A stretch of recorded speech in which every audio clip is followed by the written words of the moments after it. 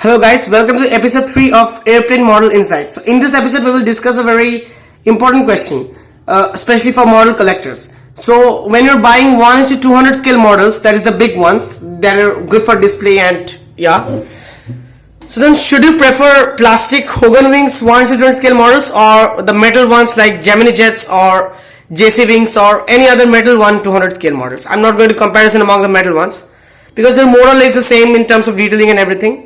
More or less the same. Of course, there are some crucial differences, but we'll not discuss all that in this video.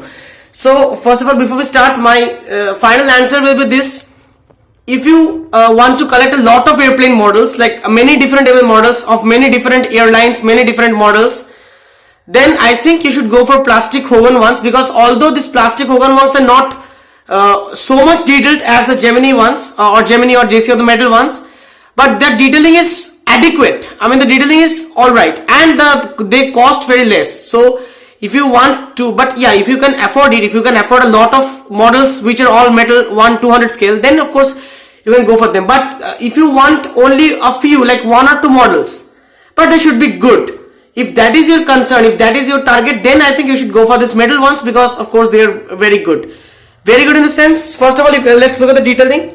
This is the plastic Hogan wings 1:200 scale model. You see, this model is fairly detailed. You see, these markings and everything is there, it's present, and this emergency over here, emergency. So everything is there, and the detailing is, I mean, it's acceptable. You can see the wings, these markings, these letters, everything is there. The detailing is acceptable, but there are no antennas that stand out. And the landing gears are the main problem. And the detailing is acceptable, of course they're acceptable, but the main problem is the landing gear. You see, these landing gears, these are very fragile, and these landing gears are not magnetic landing gears. That means you need to fix them very nicely, and if you once you fix them, it's impossible to open them. And even if you try to tamper with the landing gears, as I already told you, there is a very high probability that these landing gears will get broken because they're very, very fragile. So this landing gears, the setting of the landing gears is one of the main problems if you buy these models. And if you buy plastic, if you go for plastic models, plastic 1:200 scale models, the main problem is that you have to assemble the models. They do not come like this. They do not come assembled. They come in parts. So you have to assemble these wings and everything, and there is a probability that these things might get broken. And yeah, this is a plastic, so this is not much heavy. Of course, solid plastic, good quality plastic, but still there is a difference between plastic and metal. So this is a metal model, and this I don't know how to make you believe, but this is extremely heavy model.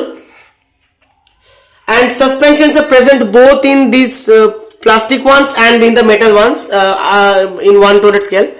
But the thing is that the landing gears are magnetic for the metal ones. You can easily pull them out, and you can easily push them in, and you can easily replace the landing gears. You can easily push them in.